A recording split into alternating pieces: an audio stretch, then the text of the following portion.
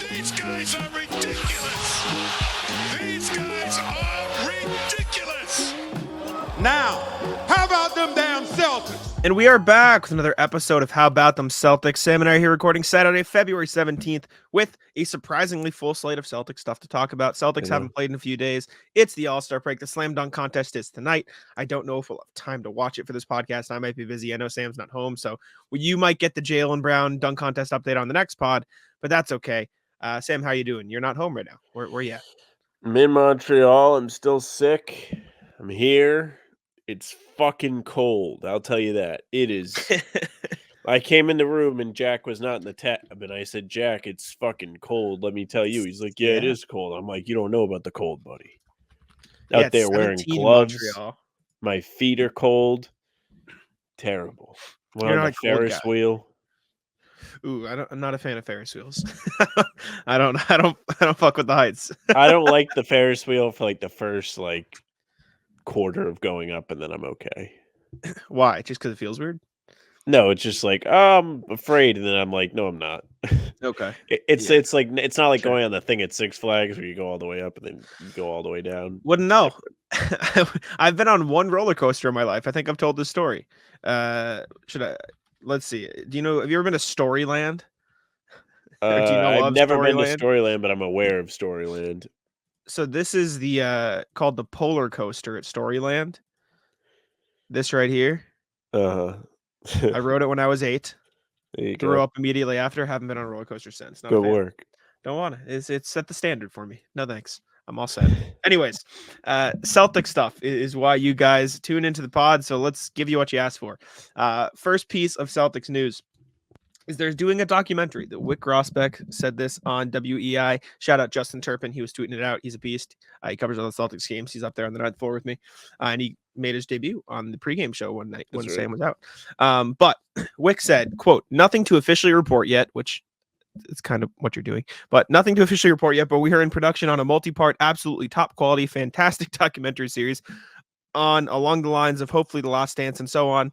We are deep into that. We signed contracts. Film is being filmed and archives are being gone through and it's in the process. They're following the team this whole year. So it's like behind the scenes. So we'll see what happens. Win or lose, it'll be up. And I saw you get very mad at this on Twitter. The clarification is from Chad Finn of the Boston Globe tweeted again, or it's not like The Last Dance. It's a history of the Celtics. Kuz was the first person interviewed, Bob Cousy. Again, it's not like The Last Dance. It's a history of the Celtics. So I think that should probably ease your tensions a little bit. But the fact that they are filming the team this year, I know you're probably not a fan of. Yeah, I don't love it. Don't love that. The fact that it's just a history of the team is a little bit better, but I don't love the, hey, look, we have a nasty team. Let's put cameras in front of everything, even though of all the teams to put cameras in front of, this is probably the best group just because it seems like they truly do get along all the time. I mean, O'Shea's pretty much putting cameras all around all the time anyway, but it's true. I don't really like that Wick was like, yeah, it's going to be our version of Last Dance, because everyone's like, well, now, like, it's just more bulletin board material, not even for other teams, but like people online to poke fun at the Celtics if they lose. And I mean, listen, I don't need any more stress come springtime. Will it be cool to watch a history of the team? Absolutely. I think it will. I think there have been a couple that have been done. The Celtics-Lakers one was pretty good that they did on ESPN. I was going to say, this seems right up your alley. Like, this seems like something you'd enjoy. No, I like these things. It's just, I don't know. It's I don't need to hear about this. Maybe win a championship first. This is similar to me to when they put the fucking when they did the hype video last year and they had them all with the Larry O'Brien trophies that they didn't win. Yeah. Like, it's the same thing. It's like, all right, like, how badly can you push on these guys that they're winners before they actually win anything? Like, they've been to the finals. It's great. They've had sustained success, but they haven't gotten the job done yet. Maybe get the job done first before we have a circle jerk here. I'm all for the history of the franchise. Great history. There's a lot of things that should be told about, strides the Celtics helped the league make, whether it was the integration of having the first all-black starting five, first black head coach, drafting the first black player, or having the Larry Magic rivalry pretty much saved the NBA. There's so many great storylines that have been pushed along or aided because of the Celtics. That should be celebrated. And I do think the current group is part of the story. Just I don't know. You didn't need to tell all of us that. You didn't need, if they win, you could have been like, "Hey, we went all in. We filmed them the entire year, and like you're gonna get this documentary." And everyone would be like, "That's sick." Wick put his balls on the fucking table. But they wouldn't have it's not like they would have scrapped it if they lost. Like you still would have gotten it if they lost. Yeah, you would have got. Well, you could have like prolonged it. You could have been like, "Okay, we're gonna push it back. We're gonna go again."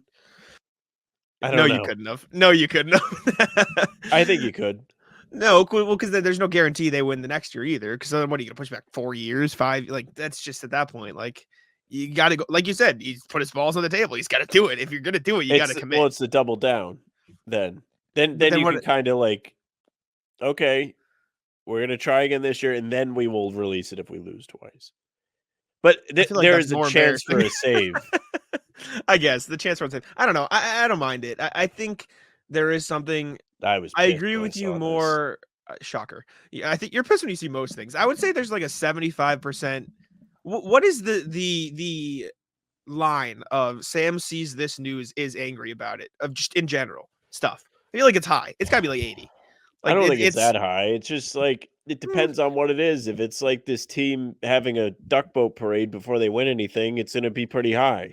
I don't know if that's what this is though. Like it's not that, but it kind of is. It's the history of the team. I agree with you that I dislike the way they phrased it, like the Last Dance thing. I just think that's a bad look because, I mean, that's literally called the Last Dance because it's the last year of the team together. Like, you shouldn't be pushing that on the team that's currently playing. So I dislike that part of it. But the concept of a history of the Celtics, including this current group, which, for what it's worth, has been phenomenal this year. There's no guarantee for anything. Obviously, it's tough to win a title, obviously, but this is part of it. And so I think that sort of thing was good. I just think the way it was phrased is poor. I don't like that they compared it like that, but you're right. Turns out. You're right. The phrasing is weird, and I think it just sends the wrong message. I don't know. The fact that Chad Finn had to be like, "Hey, everybody, calm down." Yeah, like I said, it's the phrasing. I think that's the phrasing more than the actual act of the documentary itself, though. Like if you just told me they're putting together a history of the Celtics documentary and they're having some of the current players be a part of it, I mean, like that's great. You can see all of the different things the Celtics have accomplished throughout the franchise's history. You can have the newer players coming in talking about how those things or what they knew about the Celtics has affected the way that they take pride in the uniform they put on. Like there are different ways you could have spun this. You didn't have to come out and be like, "We're nasty, circle jerk incoming," and it's also going to be about everybody else too. That said, if they do win, yeah, it's in a rule. If they win, it's cool. See, I think you could have pushed it from my angle, what I just presented, and then then said, you could have been like, actually, yeah, sure, like, okay, I'll back that. Yeah, you know, like you didn't have to like go all in right now. Yeah, I will say I do think this is the right group for him to balls on the table with because they do seem very like, nah, don't care.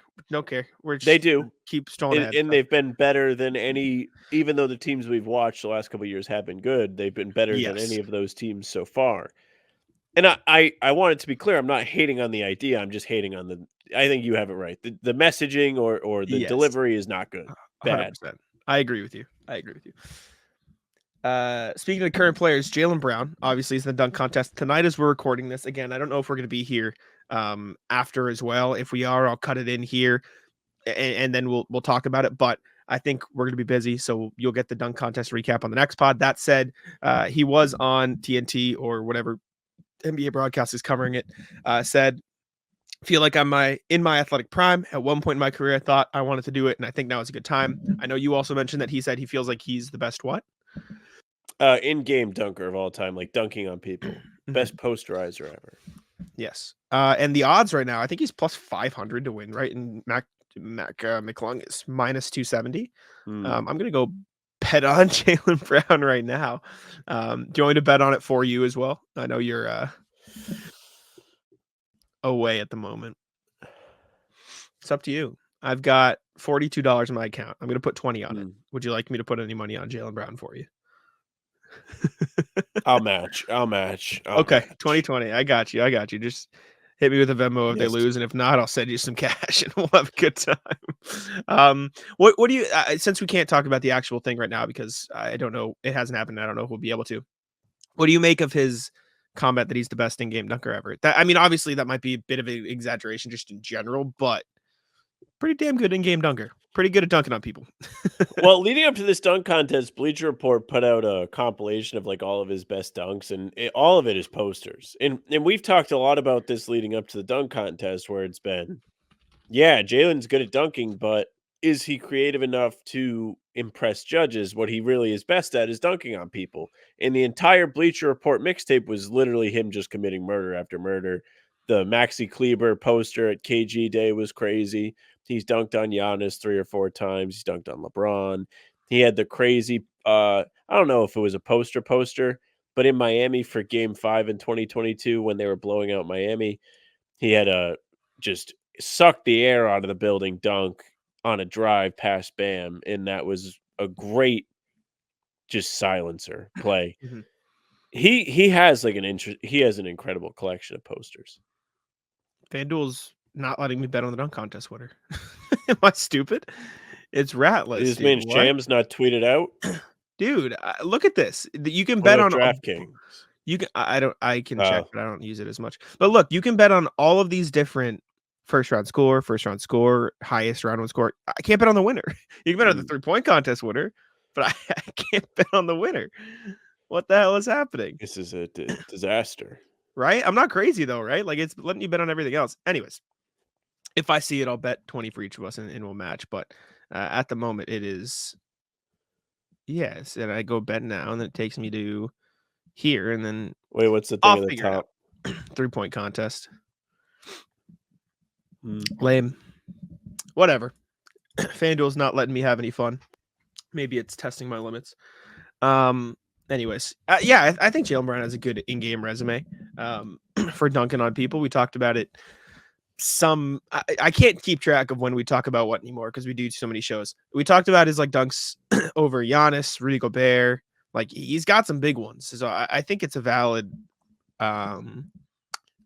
take or a valid proclamation from JP. I'll back it. He's pretty damn good. Yeah. Speaking of pretty damn good, Jayson Tatum is pretty damn good. Oliver Fox wrote an article about him for Celtics Blog this morning. Go check it out. It's called our guy. I want to get it correct. Just so I put it out there. The quiet, overwhelming greatness of Jayson Tatum. The quiet, overwhelming greatness of Jayson Tatum. Very good. But something else I saw on Twitter, ironically from Perk, which whatever. Perk is just hot or cold, man. And you're about to say it, but he either is like, whoever the Celtics have at this thing is the worst, or this guy is the greatest ever. I think he's no in between.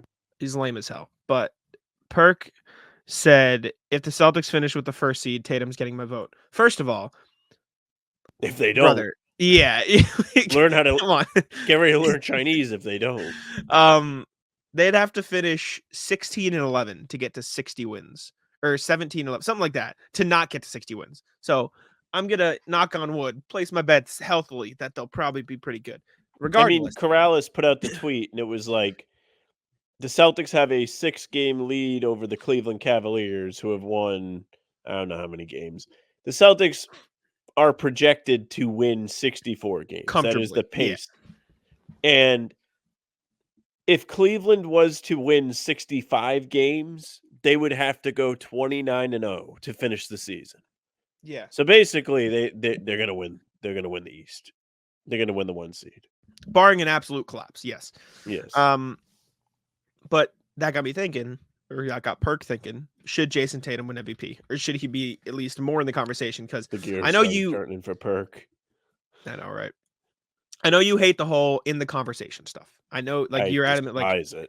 But like, it is a thing, right? You have to be in the conversation to be able to win the award because there's no clear-cut winner this year. I would argue. I don't think there is an obvious MVP. Well, that's the thing. Like, you're either in the conversation or you're not. You're not an MVP candidate in the conversation or not at all. Exactly. And I think that's the point. I think Tatum should be an MVP candidate. And I think it's obvious because you look at it. And I think the general consensus or the thought process behind Tatum this year is, oh, his stats are a little down because the Celtics have more mouths to feed. He's putting up 27, 8.5, and 5 assists effectively on his best field goal percentage of his career and shooting the best 3-point percentage he shot since the 2020-2021 season at 36 on high volume, which is still down for the last 2 years. The NFL season is wrapping up, and there's still time to get in on the action with FanDuel, America's #1 sportsbook. Right now, new customers get $150 in bonus bets, guaranteed when you place a $5 bet. That's $150 in bonus bets, win or lose.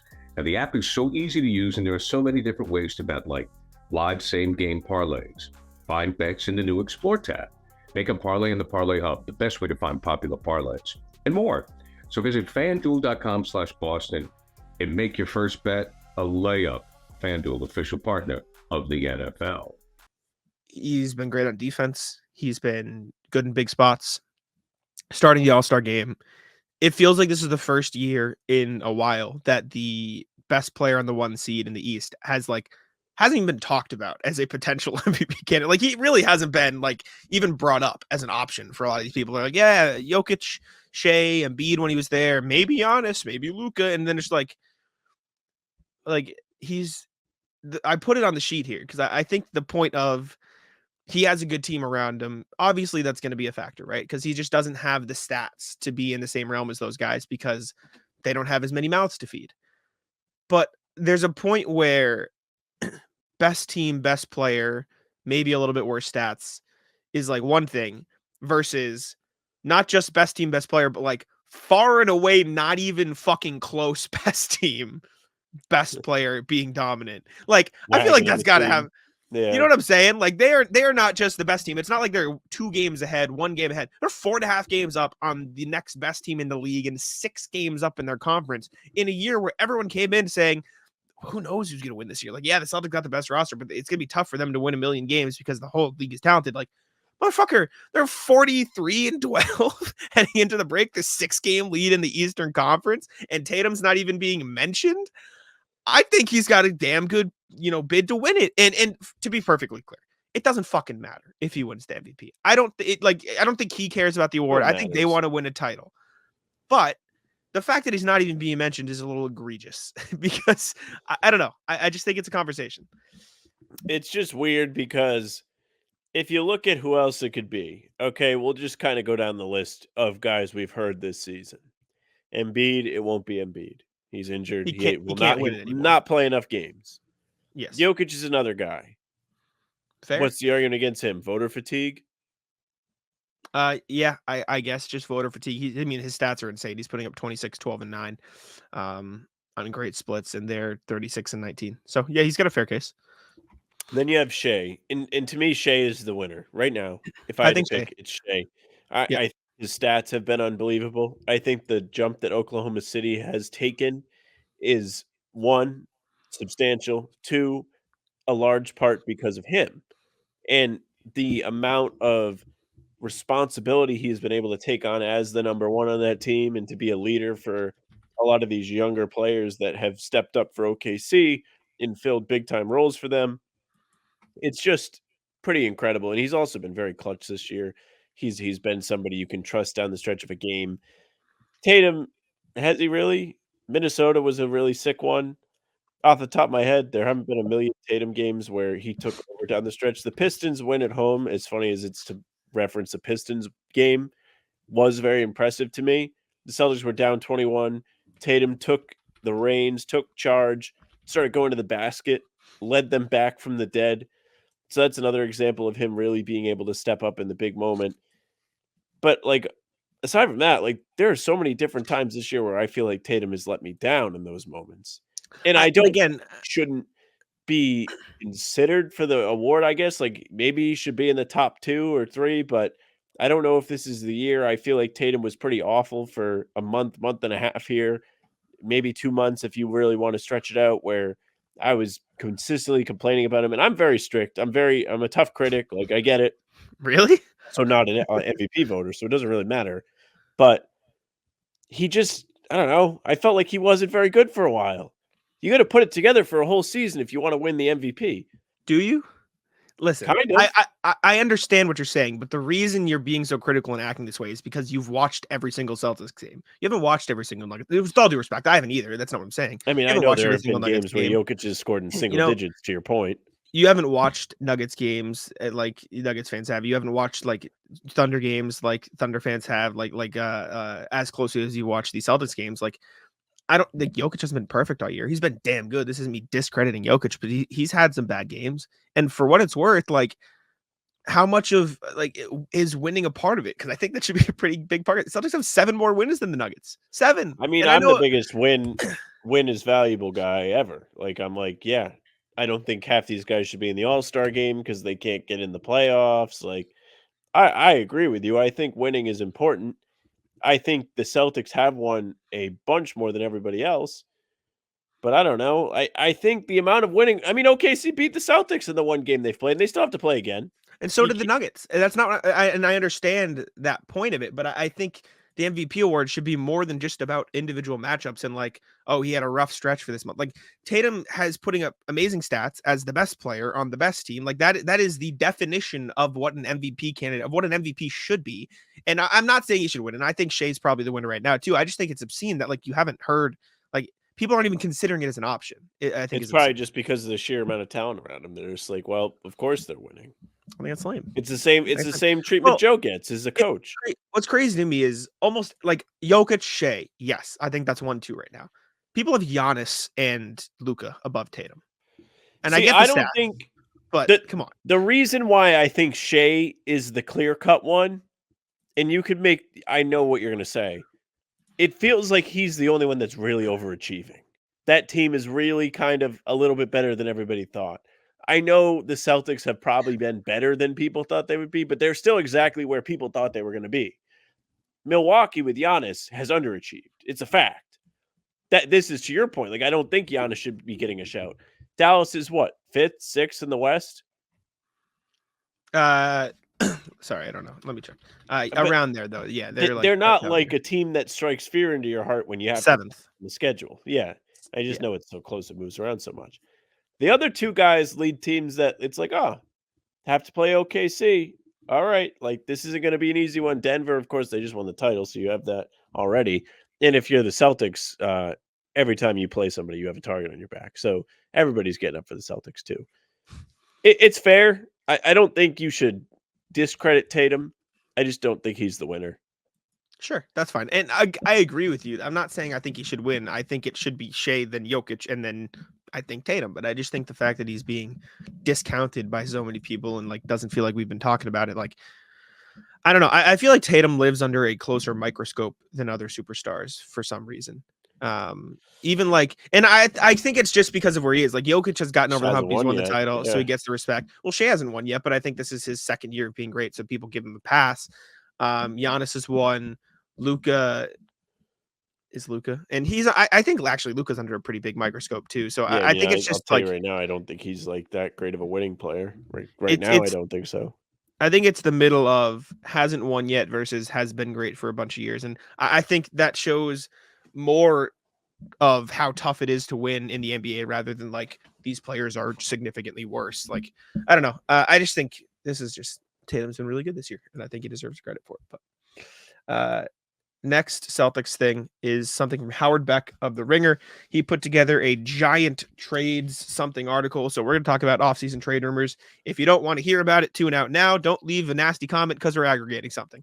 That's going to be the disclaimer. If you don't want to listen to Celtics potential offseason trade stuff, skip it. You can see it on the bottom of the YouTube thumbnail, or you can go somewhere later in the video and listen. But that's what we're talking about. Don't shoot the messenger. So I'm going to read a block of text for the context. I'll try to read quick. Howard Beck wrote, Celtics are heavily favored to win the East with a star-studded lineup and a massive payroll, all of which could spell trouble if they stumble again in the spring. It's going to be challenging to keep Tatum, Brown, Porzingis, Holiday, and D. White in perpetuity, even if they were to win the title. Quote from an Eastern Conference exec. Boston has decisions to make. They're going to have to figure out who's expendable and who's not. More of Howard Beck writing. Does that mean shedding a talented role player like Holiday, or would the Celtics preserve their depth and instead see what they can get for Brown, their number 2 star? Rivals have been wondering about his fate from the moment he signed the 5-year, $304 million extension in July. Quote from a West exec of the Brown trade, or of potential Brown trade. Quote, I think that's realistic. Can you get 80% of Jaylen by keeping Derek White and replacing Jaylen with $20 million player instead of a $40 million player? More from Howard Beck. No one is predicting Brown will move this summer, particularly with Boston in first place, but the Celtics will eventually have to confront the financial realities of the new CBA. And if they did put Brown in the market, quote from a West exec, Jaylen would set the record for the biggest return. It should be a Durant type deal, meaning multiple first-round picks and swaps plus high-level rotation players. Brown might not have Durant's resume, but he's also 8 years younger. So that was a lot. Basically saying Celtics have decisions to make financially. I know it's not anybody's money, but it is money that the Celtics have to worry about in terms of building the roster and keeping it sustainable. And speculation of a potential Brown move, again, said it's unlikely, but if it did happen, would get a big return, could probably refigure the roster effectively around it. A lot of stuff to take in there. Just thoughts. Well, I don't think Jaylen's going to be traded. I just don't. I agree. I think if the team loses this year or underachieves, which would be losing, I just think the expectation from what we've seen, unless somebody gets hurt, is that they're going to win a title. They've been far and away the best team. We just did 10 minutes on Tatum probably being the MVP because he's been on the best team by far. I think the expectation should be that they're going to win. So if they don't win, after now being 3 straight years of them not winning when it really felt like they should win, it's going to get frustrating. The Celtics have done everything they can do to go all in. I think there will be questions going forward. What's going to have to change? And if they lose, sure, I could see Jaylen being a part of that, but I also don't know if he can actually be traded until when? July? Until it actually kicks in, the new extension? I don't know what the rule is, but I remember when he signed the deal, it was like they can't trade him for quite some time, so he's safe. I just don't know. One, I kind of think they're going to win. 2, if they do win, I really don't see them shaking anything up. They're going to be so happy that they finally got over the hump. They're not going to really screw around with what they got. I think if you want to explore the avenue of trading him, the way Howard Beck lays it out isn't the craziest thing. Yes, I do think Derek White can give you quite a bit, and I think he's a very good player. Great. And the way that this team has operated this year, I'm not even sure they necessarily need Jaylen's shot creation ability, because they've had Porzingis come in and be the second best guy. It just feels like that. And it's not a slight at Jaylen. I just think I know what you mean, though. Been playing at their best. Yeah. If you feel like you can take Jaylen away and get a bunch back for him and not feel like you're truly taking a major step back, I could see them doing it. But only if it's a disaster. I don't think they're going to win and then be like, time to take guys off this team. 100%. Yeah. They're going to be like, let's go get another one. We've proven ourselves now. Free agents will be willing to come here more than they were last year. The ownership group is going to be more willing to pay whatever. It's not my money is going to spread wide. Everyone's going to be like, not my money, not my money, not my money. Yeah. My championships, though. And it's just not something I see happening. I don't see him losing, and I don't want to be a cocky person. That's not what I'm trying to do. It just doesn't feel like what's going to happen. If they fail this spring, sure, it wouldn't be the craziest thing if you start hearing Jaylen rumors. I don't know if they would do it. The Hall would have to be crazy, and the Hall would have to convince Brad Stevens that it is convincingly the right move. If you take Jaylen off of this team, it's going to be a little different. You're going to get stuff back, and you might still be able to compete, but it's a risk. And you need to convince Brad that the risk is worth taking. It's tough. Like you said, if they win, they're not making a move like that. They're not going to trade one of the top 6 guys. I think they'll eat the cap for a chance to win another one. Cause like you said, if you, not to be cocky, but they are the best team in the league for a reason. That is the bar. Win a they title. Should win. Also, sorry for the dog barking. I can't help it. You should be fucking terribly sorry. It's fucking I annoying. told you to get that motherfucker out of the room. I did. She's out of the room. You can still hear it. But the Jaylen return thing, I think the bit from Howard Beck about a potential Durant-like return is interesting because, like, that would be a lot. I don't care about the picks in that trade. Like, obviously, you take the picks. I you would like care the about the picks. No, sure. But the point is, like, if it's out there, getting a player like Mikal Bridges and a player like Cam Johnson in return, like, replace Jaylen Brown for Mikal Bridges and Cam Johnson on this team. It's a fucking great team. Like, that is insane. That would be a nuts lineup. Those two guys, the defense, the shooting, those are the perfect players. I don't think that's out there right now in a potential Jaylen Brown trade. I don't want to get into the nitty gritty or like look like who would do it, what would this like that. That's too deep. I don't know the answers. It would be impossible to predict this summer if something did happen. Who would want to make a move like that and what the Celtics could get? But if they could get 3 picks and 2 high-level rotation players, you'd still have probably the best team in basketball. And that's not a testament to Brown bad. That is a testament to Celtics good, right? Like JB is a phenomenal player, and the Celtics are best with him on this team. But they are so much better than the rest of the league right now that you could replace him with 2 high-level guys that make less money or 1 high-level guy that makes less money, save a ton of money, make it a lot easier on yourself to build and sustain this title window with Tatum, and still have an amazing team and the best team in the league. That said, again, if they win, he's not going anywhere. And that's the bar. So I think it is overwhelmingly likely that Jaylen Brown is on this team past the season, barring a disaster. And even if they lose, I don't think the first instinct is going to be to break up the team. It's going to be, what can we 100%. do to bring in better supporting assets? The problem's going to be The money. there's not a lot of flexibility to move guys around without breaking up the top 6. And you don't really want to do that. Yeah, definitely. We'll have to see what happens. I think that'll be not a very fun conversation to have if that is the outcome, though. So we'll cross that bridge when it gets there. But let's go on over to the email, see what the people have to say. I believe we have a lot of emails today. But before we get to that, I will change the background. I got you. Let's check the wheel. 3 entries, 3 potential Incognito winners today. 2 from the email.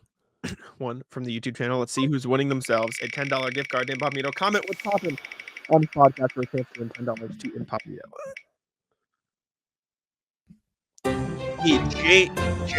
Jamie DeVito. Sorry if I think I missed an E. I think it's Jamie DeVito. But we'll email you back. We'll get you a $10 gift card to Incognito. Send us a follow-up email, hbtcpod@gmail.com with your name and phone number. We'll get you hooked up with a $10 gift card. Thank you for the email. Anyways, let's jump on over, see what people have to say. What's popping from RJ? Every win is a good game. Evening, fellas. That was a fun way to roll into the break. The C's are 43-12, and I'm making a resolution for the rest of the season. If the Celtics win the game, everyone played well.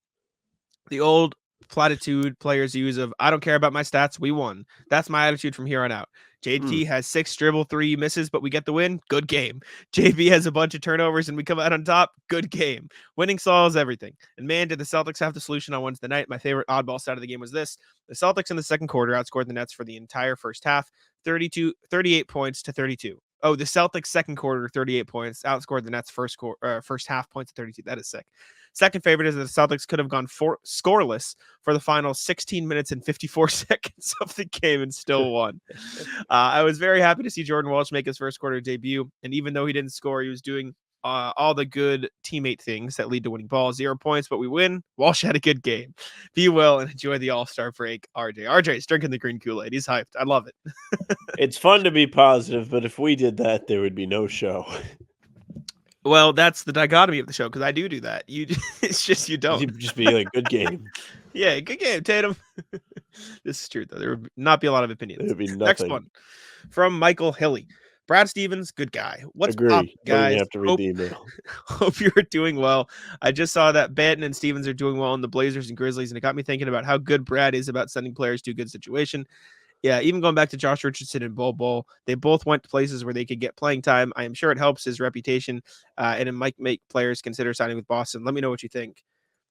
I think there's 2 different points here. I think one, yes, Brad Stevens is a great GM and is a great guy, but I think the reason these players go to good situations is because Celtics sign and draft good players. It's just they don't have playing time to help them develop all the time. I think part of the reason they're going to places and seeing minutes is because whoever's trading for them wants them. I don't think they're making moves just to make them. I know there are NBA moves that just happen for that reason. Like guys are like, we need salary filler or whatever. But in the case of Lamar Stevens and Benton, neither one of those guys had to be traded to fill salary. Stevens could have stayed with the Celtics and Tillman could have joined as the 15th guy on the roster. And Banton was just traded for picks. So the opposing side definitely wanted those players. To Michael's point, as soon as the Lamar thing happened, I was like, that sucks from a you don't get to be on the Celtics standpoint, but he's going to get all the minutes in Memphis. And sure enough, he's playing a real role with the Grizzlies who just beat Milwaukee. He showed up on national TV. And Banton has gone to Portland, another team that is just waiting for the season to end and the lottery to start. And he's making the most of his opportunity. So it's good for these guys. I'm glad that they're actually having the chance to have the ball in their hands instead of just stand there and be ready to shoot. Because truthfully, especially with Banton, that's just not his game. Agree. Good for them. Glad they can go to good situations. Shout out Brad. You know what? Yeah. Good for Brad. Good He for is a he good guy. did it Team's right. winning. Brad Stevens good. W Brad. Next email. RJ again. What's popping? Good news on the recent history front. Afternoon, guys. In keeping with my always look on the bright side of life attitude about the Celtics, let's look at how far we've come in a few short years as regards to our big men. Remember this stellar assortment of gents who filled the center and power forward spots in 2020, 2021 in descending order of minutes played. We had Tristan Thompson at 1,287, Grant Williams at 1,138, Daniel Tice at 1,027, Robert Williams at 985, Semi Ojeleye at 950, Luke Cornett at 254, Jabari Parker at 138, Taco Fall at 136, and 61 minutes of Mo Wagner will haunt us to this day. The good news from this season is that it was only 72 game long. All those minutes together resulted in 11.6 win shares. Over 3 short years, we've consolidated that to Jayson Tatum at 1,860, Al Horford at 1,224, Kristaps Porzingis at 1,181, Luke Cornett at 581, Nemish Kidd at 283, Lamar Stevens at 122, Drew Peterson at 3, and Xavier Tillman, who has yet to play in a Celtic green, or in Celtic green. Interesting to note is that Al and KP have logged about as many minutes in 55 games as Thompson and Grant did over the entire short season. Also this year, we've had to do less mix and match with our bigs with a solid 3-player rotation, where in 2020, 2021, Brad had to play the wheel of front court, meaning that it was about as likely we'd see Semi and Tice at the 4-5 than Grant and Thompson. I almost forgot this year's battalion of bigs has racked up 21.3 win shares. So let's give a well-deserved round of applause to Brad Stevens. Better bigs have resulted in big improvement this year, along with the foundation for the future, even as Big Al ages out. Be well, RJ. A lot of Brad Stevens love in the email section. Should be. I mean, he put this wonderful team together for everybody to watch. So it's funny, like that 21 season was an absolute dumpster fire. They still made the playoffs, and it was the shortest season of all. So good job, Celtics. Actually, the COVID season was shorter, I guess. I think the craziest part to me is, so I've done something similar with this of like, not big men, but I've looked at the spacing, like the shooting. In like X amount of years, the Celtics have gone from their best role player shooters being Semi Ojeleye, Brad Wanamaker, and Daniel Tice to what? Sam Hauser, Peyton Pritchard, and pick your poison, Al Horford, I guess at this point. Like the improvement in floor spacing and the emphasis on that point has been so huge. And having 2 guys like Hauser and Peyton Pritchard, who I feel like are just like not cast off, but like, yeah, those guys are normal. Like not every team has just 2 role players who can shoot the shit out of the ball like that off the bench. So I think that's important too. Yeah, I mean, the shooting helps. It helps defenses have to stay honest on the drives with the star players. I think having somebody like Porzingis in particular makes those shooters even more valuable, because if they leave him alone, he has the easiest mismatch ever almost all the time. And, you know, if they don't, threes are going down. That they are. Missoula ball, baby. Next email from Jacob Kochman. Buyout thoughts. What's popping, guys? Hope that counts. Yes, it did. Sorry you didn't win. I've been listening to almost every pod since the preseason, and I love it. Keep up the great work. Thank you. Thank you. I had an email drafted up a few weeks ago about a lot of different ideas, mostly in-season tournament ideas and my opinion on trade targets, but I figured speculating like that might get me disappointed if it didn't go how I wanted, so I didn't send it. Send it anyways. We'll be here. Anyways, now that the deadline is passed, I can share my thoughts and speculate who, if anyone, the Celtics can bring in from the buyout market. I'd love to hear your guys' thoughts also. All right. Long list, lots of thoughts. I'm going to try to sum it up so I don't end up just boring your ears off. Not that your email is boring, but people get annoyed when I just read off a page. I've seen the comments. One, Killian Hayes said, not like a lot of people agree with me. Lottery pick for a reason. No. I don't know if this is in order, but I hope not. no, he says, I'll just read it fast. I think he's a very raw guy that needs some good development. We've seen how the C's have developed some former lottery picks like JT and JB, so I don't see a reason not to take a shot with Killian. It's also not news to anyone that the Pistons can't develop guys to save their own lives. Best case, he develops well, and we have him for cheap. Worst case, he doesn't, and a little bit of money was wasted. Thoughts on Killian Hayes, Sam? Ass. Yeah, he's not very good, and I get that they might not develop guys well, but like he was getting real minutes and he didn't do much. But 2, Patty Mills, to my understanding, his current salary is around 6.8, would make him eligible for the Celtics sign if he got bought out. Yes, he's having a down year comparatively, but wouldn't play major minutes anyways while offering a veteran experience and leadership. Sure, I'd take Patty Mills if they buy him out. Fuck it, why not? I thought about that ahead of the deadline. I was like, oh, what if they got him? But they don't really need him. They don't need more help at the guard spot. But I know we talked about this, I think, with Bobby, and it was like the most valuable thing you're going to get from anybody that you get in the buyout market is leadership and veteran presence. And Patty Mills is somebody that could give you that. He was a part of those Spurs teams that won in the early 2010s. So it wouldn't hurt to have a little bit of extra help on that front. Sure, why not? Agree. He's got a title. Bring him in for the first of the floor, fellas. That'd be fun. That's right. 3, Otto Porter Jr. You guys covered this in your YouTube video about possible buyout candidates and provided me with a new perspective. Wasn't high on the D at first, but the championship experience he has could prove to be invaluable for this team, especially if the C's are in the finals, because he might know some of those Western Conference playoff teams better than a lot of the guys simply because of his time in Golden State. Sure. I don't mind Otto Porter for the same reason. I think I'd weirdly rather Patty Mills just because I think that veteran leadership might be better, but the whole point is neither of them would play. So I guess if you're going to get somebody who won't play, you might as well get somebody in a position that would play more, and that would be Otto Porter. So, yep. Yeah. Next one, Delon Wright.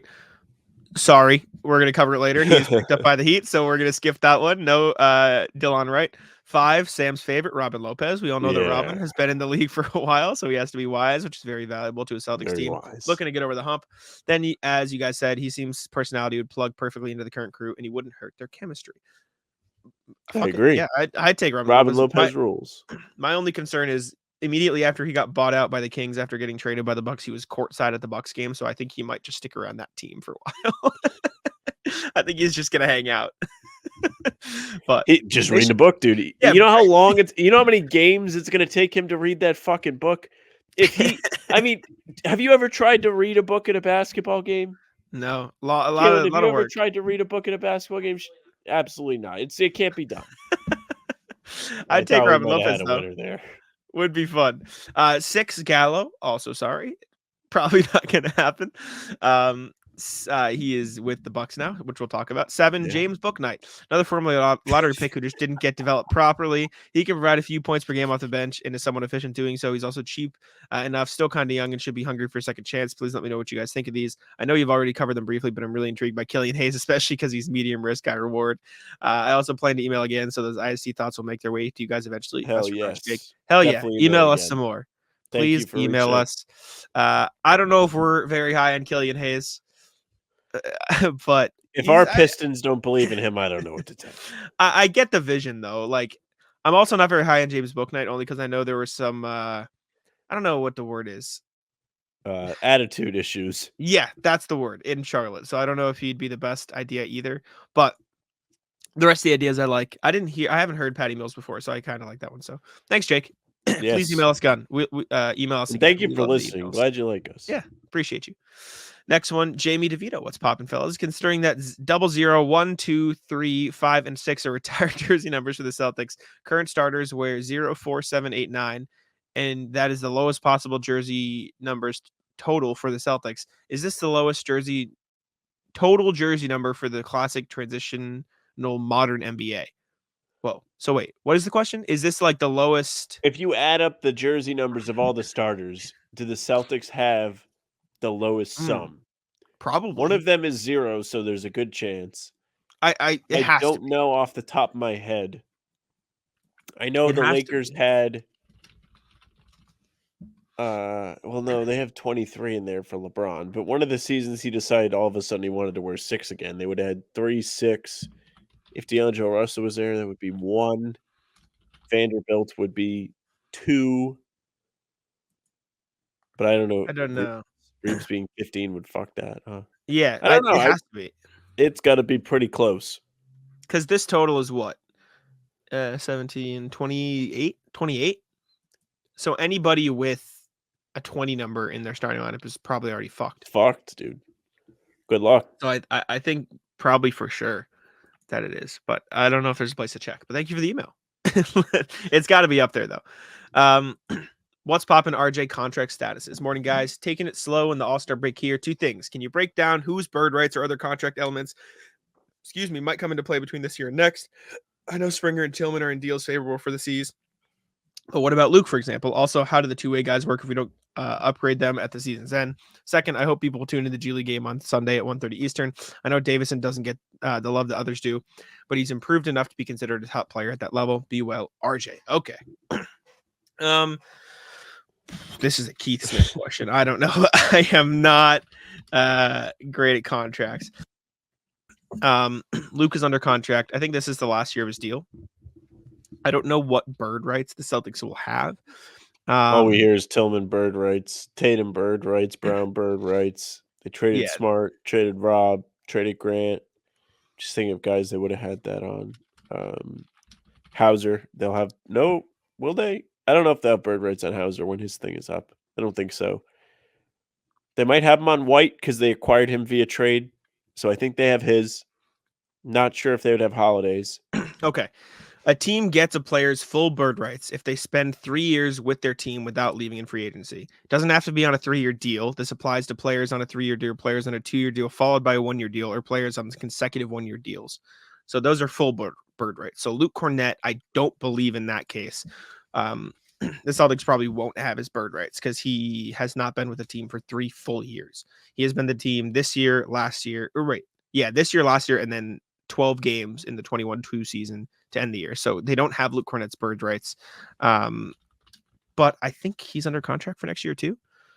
Let me double check. He's under contract this year. No, so then he's done. So they will just have to re-sign him, but I don't think that'd be vet minimum is really going to go far into the cap. Yeah, so I think they'll be okay on Luke. They will double checking here so I don't misspeak. Since Hauser was on the team for all of last year under standard deal and all of this year as well, next year will have his final year, and he will they will have bird rights on him, not my money, when he becomes a free agent. Yes. Early bird rights as well. A team gets a player's early bird rights if he spends 2 years with the team without leaving in free agency. So they will have that. It allows the team to pay either 175% of the previous salary or 104.5% of the average league salary. So they have some rights with Luke as well. They also inherited Tillman's bird rights because he was traded. I believe they inherit Springer's as well. Don't quote me on that. And so they have bird rights for most of the players on the team. No bird rights for O'Shea, Svi, all the new guys, and they will have Jordan Walsh's bird rights by the end of his current contract as well.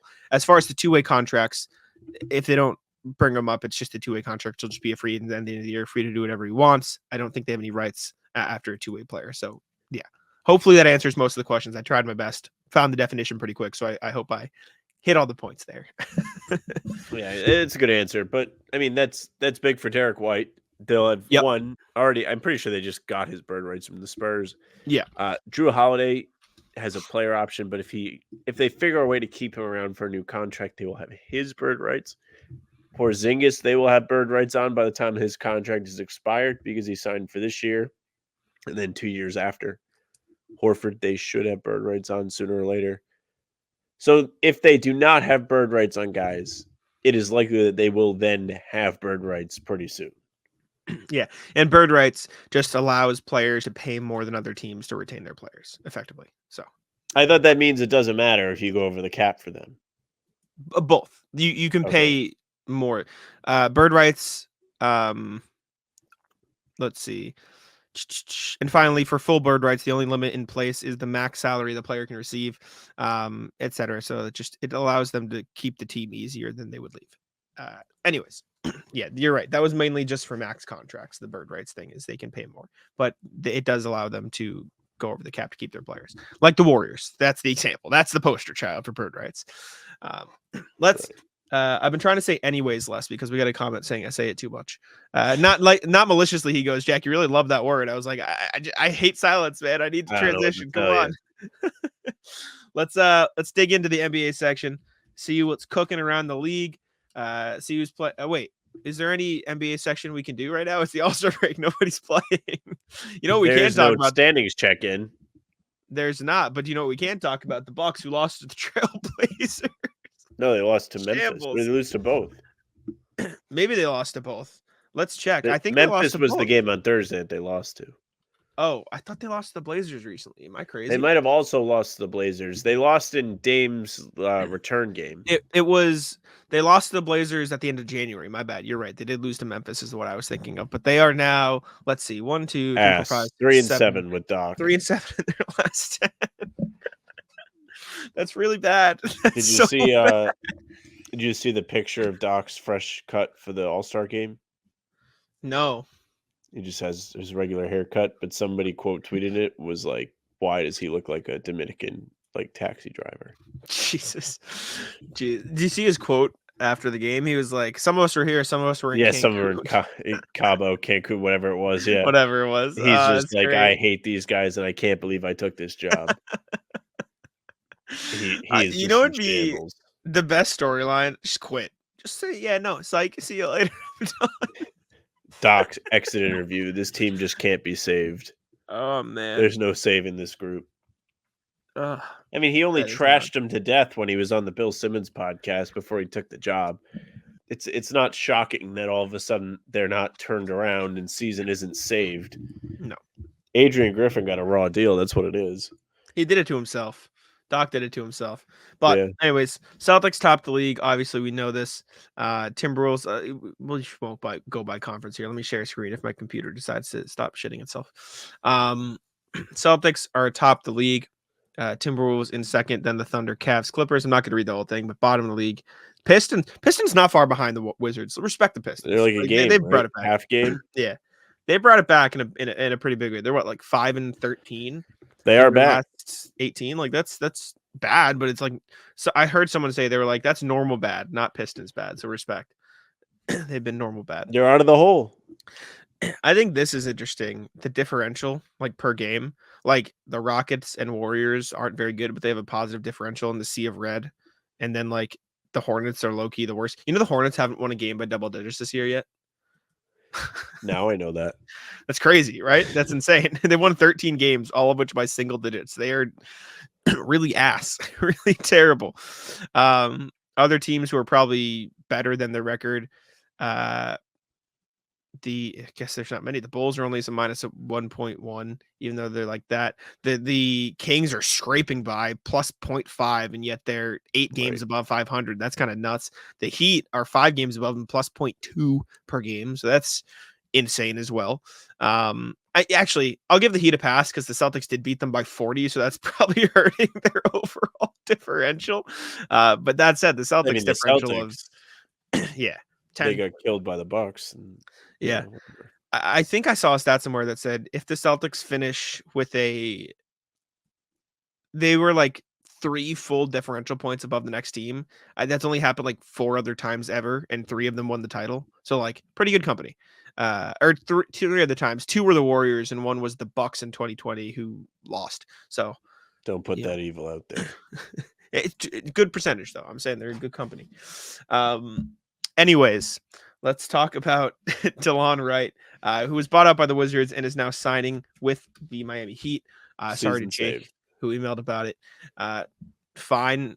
Like any thoughts, any hard hitting analysis on this one, Sam? They could probably use the extra body here after that massacre that happened last Sunday when the Celtics were in town. Everybody and their mother getting hurt on that Casilla center floor.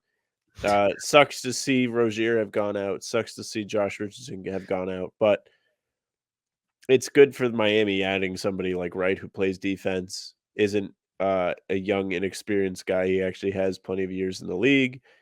And I'm sure he could play some sort of role with them. I can't wait to hate him come spring. He'll drop 30 in the playoffs against Yep. the Celtics. Don't worry about it. You bet. Speaking of former Celtics, so Danilo Gallinari, who was also brought up, we recorded a whole last video talking about Gallinari as a Celtics guy. And we had to delete the whole thing because he got signed by the Bucks. An he's hour probably going to after we play. did it.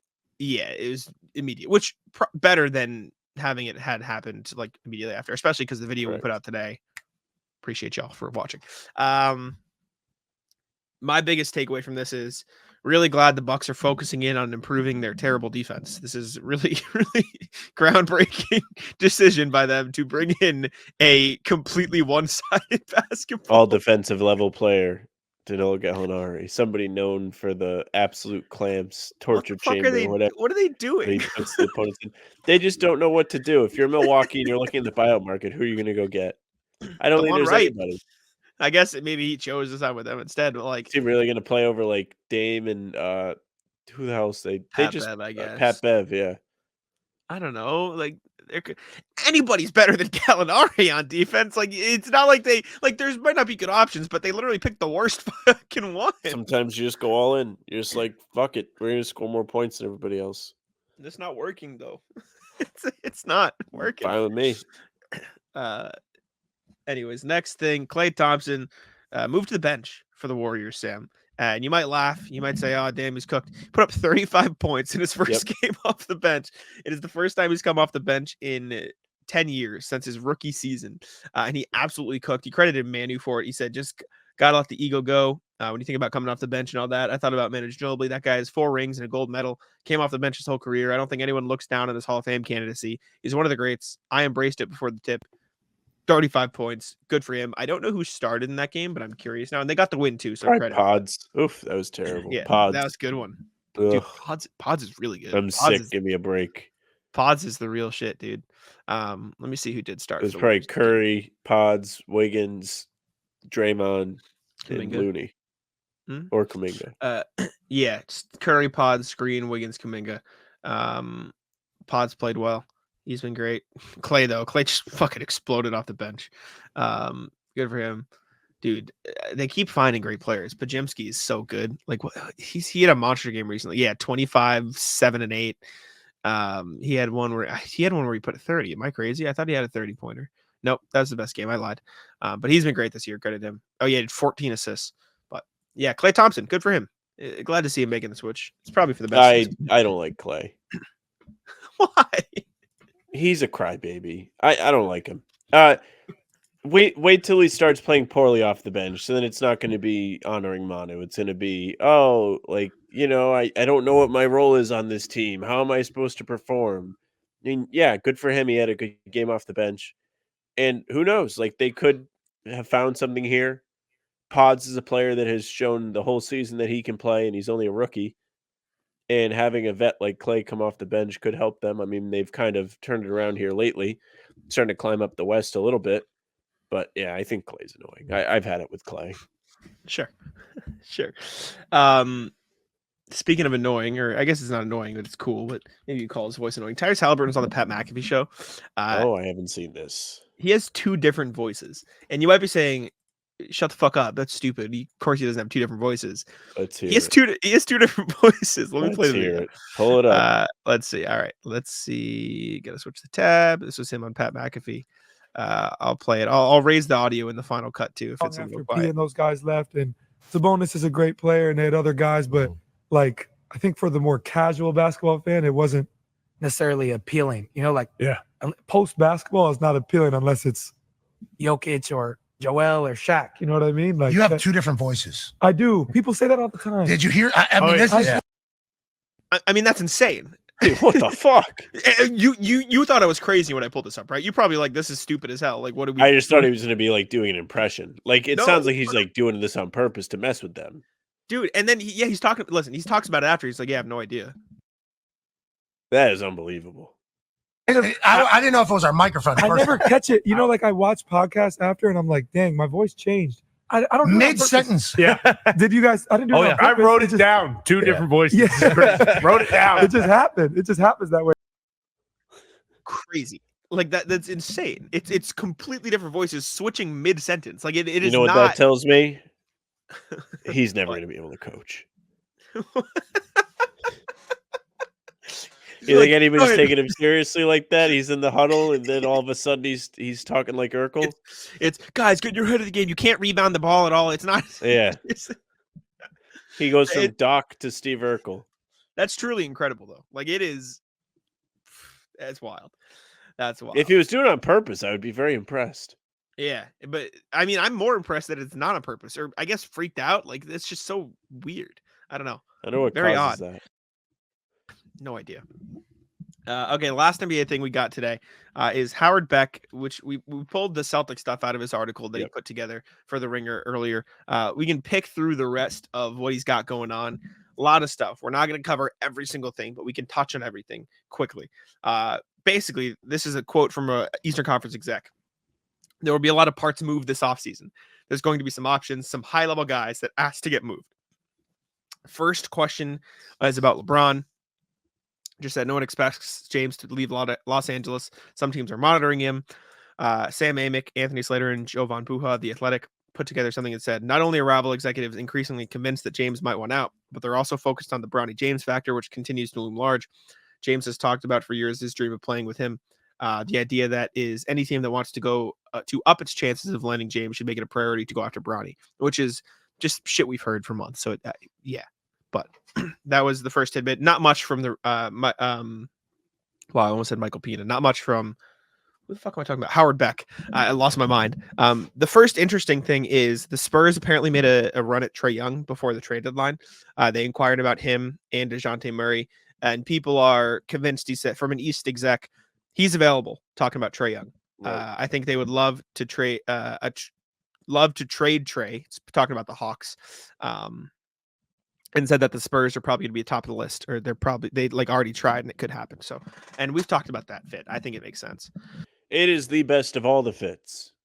Yeah, I mean, a guy that can't play defense having a 7'4" Gumby, Mr. Fantastic type player behind him to be the back line, perfect. There is no better place to put Trae Young. I completely agree. The offensive capabilities would be fun for them too. If you're the Spurs, you should be willing to overpay. And I don't even like Trae Young that much as a player. But it's a good fit. It helped the offense, and he can cover from a defense. The next thing is Donovan Mitchell. Quote from an East exec: "There's no doubt he's leaving once his contract ends." I've been on this. Yeah, there you go. He's got Cavs fans not too pleased with that. They're always like, "He's here now. Why are we talking about it?" Yeah, see you later.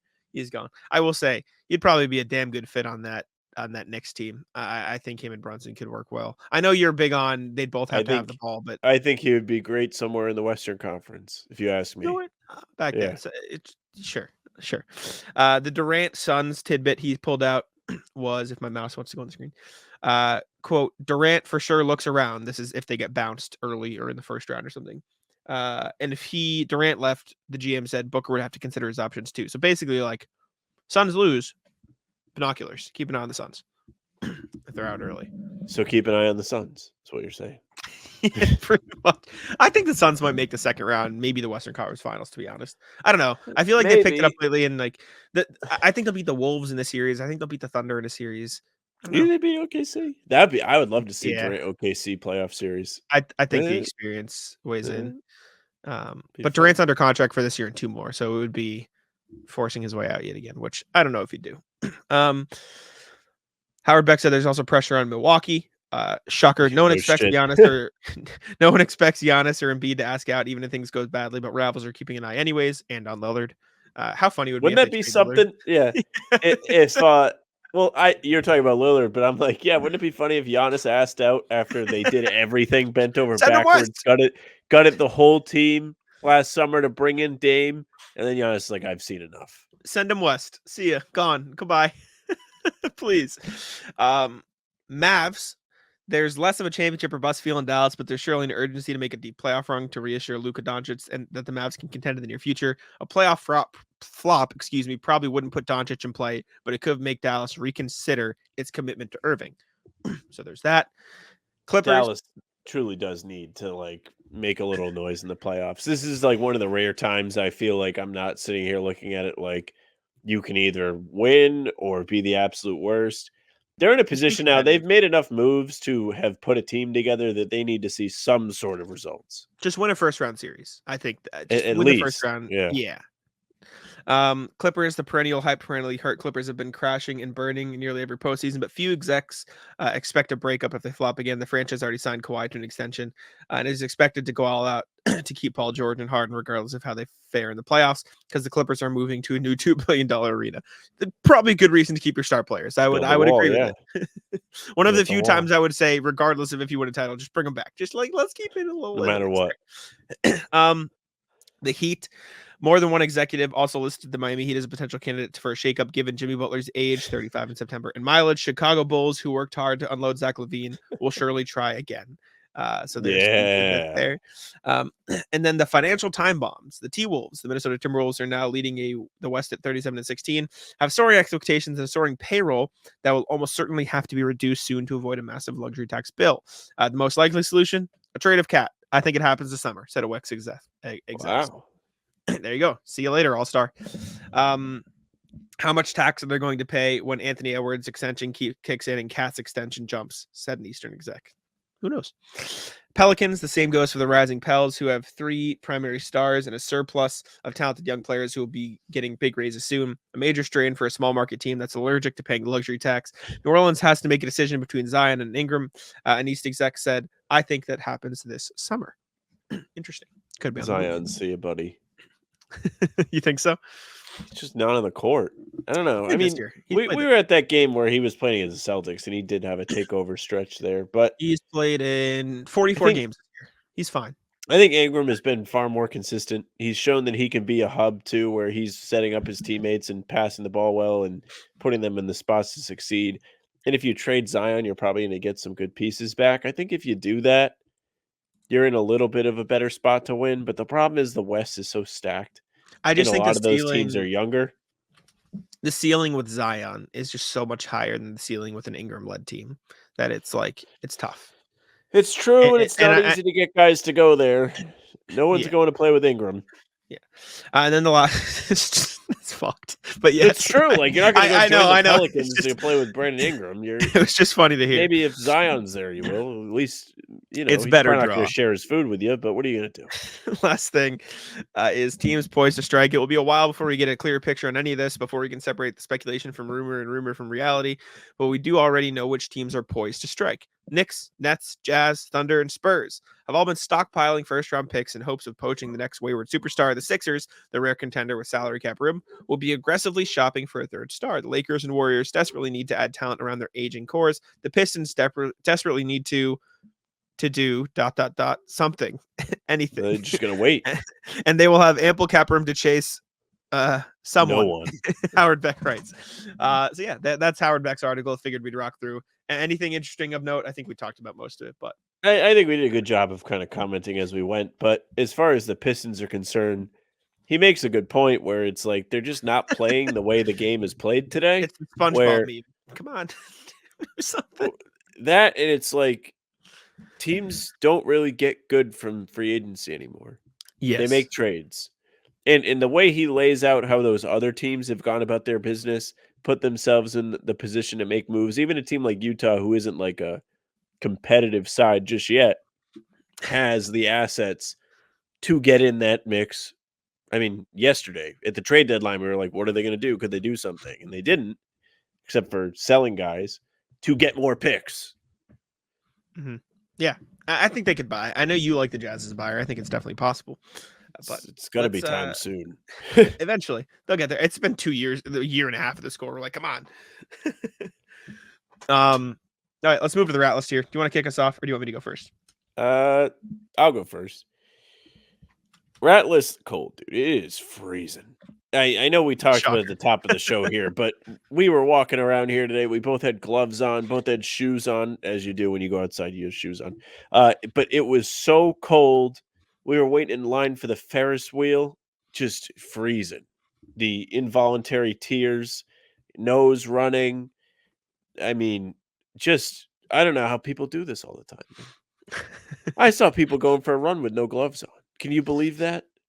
I can't believe it. You don't know about the need for gloves. I'll tell you that gloves are the most important piece of clothing. when it comes to warmth. Believe you. I believe you. I'm not a gloves guy. I don't know. I can't remember the last time I've worn gloves. I don't know. Well, when's the last time you like went outside? This whole narrative, just because I don't run every day doesn't mean I don't go outside. I go to games. We have shows where you're like, I haven't really done anything. I don't have a rat list. Every I don't other go day. outside. You act like we record once a week, and I've fucking been in a hole for a week. We record every other day. I talk to your dumbass every single fucking day, and just because I don't go outside for my job means I haven't been outside in 12 hours. Isn't some absurdity? Well, what if you like drove to Chick-fil-A? I'm working. I just work. I get it here. It's $20. Who cares? Have you broke the Chick-fil-A streak yet? Hell no. It's on the ground next to me. Let's go. Still strong. Hell yeah. I'll do a friendly Ratless. I need to clarify that I'm not actually upset. Ratless All right. Trevor Haas. He writes for the Boston Globe. That motherfucker runs around like Steph Curry, and my dumbass had to guard him at Globe Ball. Dude, I'm running laps. When you talk about off-ball movement, this is not like coming off screens. This isn't like, he is running around the court trying. I'm like, dude, that's what I do. For once. No, it's more than you. Worse than you. Oh. It is like I'm not saying laps is like an exaggeration or like a metaphor to what I'm doing. I'm literally running laps chasing him. He runs under the basket around, tries to get open, back into a sight, going around again, another lap. It doesn't stop. And then he pulls up from fucking 5 feet behind the 3-point line, and I can't do shit because I'm trying to catch him on the lap and running through 4 screens.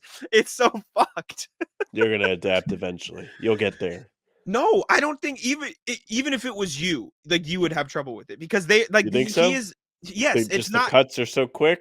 It's not even that. It's just their whole game plan is set a million off-ball screens to find him open from 5 feet behind the 3-point line, and then set another one so he can come in and cut to the hoop and either get a floater. Like, dude, it's impossible. Like Jay King picked him up. Jay King was there when we played on Friday. He picked him up to guard him, and he's still looking in from 5 feet deep. Because then, God forbid, you lose him in fucking transition because you got no chance. It's like credit to him. This is a friendly Ratless, like I said, but my fucking God, I couldn't keep up. And then like we're getting out in the break, and my team's like, "Come on, let's run." I'm like, "Let's run, brother! I bet." Yeah, that's right, baby. Let's run. Oh my God. It was Jesus, man. It's more off-ball running than I've seen. But it's proc more than proc. Like that's like you know what I'm saying. Like what he does. I can't, man. It's impossible. It's all right. It's good for you. It's all right. Got to work out in for sure. You gotta communicate better. That's what it sounds like. Oh, and I hit my shots too. 4 for 6. There you go. Big nail. Yeah. We're big time. The 2-man game, me and Jay King pick and roll, was very good on fucking Friday. We cooked. It was good. Rat list kids. I've had it. I've been around for a day and a half now, away from home. Yesterday, it's just other people's kids. You don't want to put up with other people's kids. Or like in the hot tub, like these kids like jump in and like they don't have the concept of personal space, so they're like right up against you. Like at the museum we went to today, which I'll talk more about in a minute. They're just everywhere, just running around, cutting you off. You almost step on them. It's tough to deal with. I truly feel for some parents. I mean, when they're your own kids, you obviously feel different, which is good. But a lot of kids.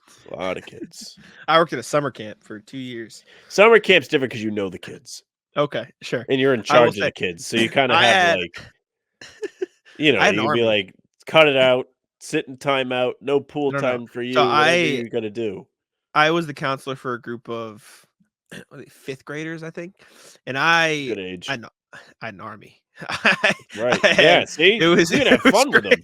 I was the leading camp counselor. We did Olympics where there was like I had like 4 co-counselors for the group, and so we drafted the kids, just like did Olympics where they would compete in like they had handball, they had soccer, they had a bunch of shit, and they would just be like, "How many points do I get for that?" And they'd do like they'd be in art and they do some shitty drawing like, "Do I get points? Do I get fucking points for this?" We had them in, they were ready, and then I brought a speaker to the camp, which the camp was like we don't like technology, like we want you to be in nature. We're just like, shut the fuck up. But I brought a speaker. Fine.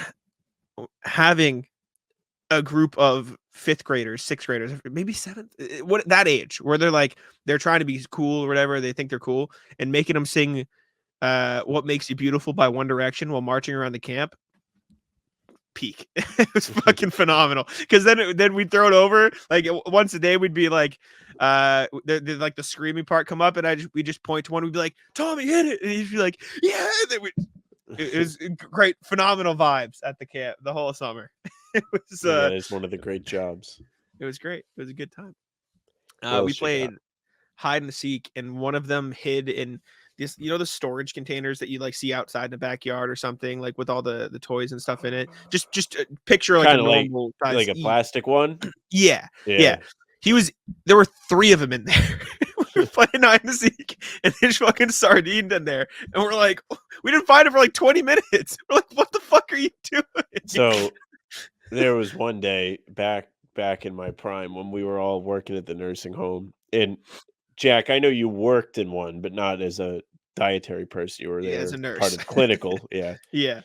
And have you seen like the type of things they deliver the food in, like the carts that have all the slots for the trays on them? Sure. Me and the boys hid in the carts one day when the line cook was coming up to meet us. We were all 3 of us in the carts, and we let him kind of wonder for like 15 minutes before we popped out. We're like, hey, we're here. She was on the walkie, like, hey, have you seen any of these guys? Like, they're not here. Pissed? I don't know what they're. No, but she was confused. That means, like, she's like, what? No, like, I don't think she was pissed, but she was like confused. Like, she was like concerned. Because I mean, that was our homie. Of course, we're not gonna like, just abandon her like that. Yeah. We're not doing it just to piss her off. We're like, let's have a laugh. But that was a great day. That's fun. Ratless, it's simple, but always traffic. So I was driving back from Ball in Dorchester. So I was coming back, took the highway. It amazes me how much people don't know how to drive. And I know it's stupid. I know we say it all the time. The traffic where it's just fucking drive and there wouldn't be traffic is like, just fucking drive and there wouldn't be traffic. What are we like? I love seriously? that. Well, it's such I'm a serious. fact, but it's definitely not that simple, but it is facts. Like, just drive. We're merging onto a second highway and there's an entire backup, and we get there, and once we get there, like, it goes for a mile and then everyone's free flowing again. Why are we backed up? Just fucking drive faster. Just go, and there wouldn't be a problem here. Hit the gas, it just, buddy. It makes no sense to me. And people, if you go, I was driving like all the way back late after the Celtics game on Wednesday, alone on the road, and someone is driving 30 and a 30. Fuck you. I'm sorry. I'm going like I'm having to go hit the brakes when I'm driving 35. That's terrible. Eat shit. It's 1 a.m. You shouldn't be out here if you're driving like this. Go home. Pull over. You tank. Like, sleep in your car. Like, pisses me off, man. Just fuck off. Got me mad. Rat list these ladies at the Illusion Museum today. So we went around today. We explored, as I said, it was very cold. One of the things we did was we went to the Museum of Illusions. It was very cool. There were all these different little images you could look at that would make it look like they're moving. There were games you could play. There were rooms you could go in. And like, it was like, you look real big on this side of the room, then you don't look big on the other side of the room. There was this one that was like a walkway, and they had all these lights and stuff spinning, and your brain thinks you're like falling all over the place. But back to the games. So there was a game that, do you know, like the little toy as a kid, it's like, you want to make a picture. It has 8 tiles and there are 9 spots, and you have to move them to make the picture. You know what I'm saying? Yeah, when there's like one free space and the rest are like normal. Correct. Yes. So that's how this game was. And the object of the game was to get this big tile that took up 4 spaces out of the board by moving the other tiles. Okay. So the 2 of us are working to get through this game. And as we're working to get through this game, this group of ladies is like fucking heckling in French, because we're in Quebec, which is French Canada. So I don't know what they're saying. And then they like come over, and like, it feels like they're rushing us, but I think they were trying to help. And then they're trying to help us, but they're still like speaking in French. And we've been like, we don't speak French. And then she just like picks one of the tiles up and moves it. Like she's like trying to contribute, and it's too many cooks in the kitchen. Yeah. She ruined the fun. She ruined the game. She took the thing off the board, which you cannot do. Is it like a turn thing? Like, are they waiting to do it, or what the fuck are they doing? Are you like in a room where you all have to work together? Like, what is? Well, it is a turn thing. Okay. Like, also, it was our turn. No, I know. That's what I'm saying. Like, if it was like a room where you're all supposed to work together, like an escape room thing, I wasn't sure like the concept. Like that'd be one thing. No, but like, no, it was not. Yeah, like yeah. That. If she just got to fucking wait. If you're trying to help, you're trying to help. But like, I know you gotta wait though. You gotta wait. I don't know. After like the first, hey, we don't speak that language. What you expected to reach us with? Yeah, we were getting somewhere, and then she just picks up the tile and took it off the board. Yeah, you got to just fuck off at that point. You just got to leave them alone. Disaster. Agree. That's lame. That's why I don't think I have anything else. We ripped some good stories though. That was fun. That was a good one. Wrap it up. We owed after the last one. Last one. Yeah, last rat list was bad. You guys will enjoy this. I was at work. I didn't want to talk. It happens. It'd be like that. Shit gets in the way. Yeah. I do believe I am going out tonight, so you'll probably get the Jaylen Brown dunk contest thing another day. All right.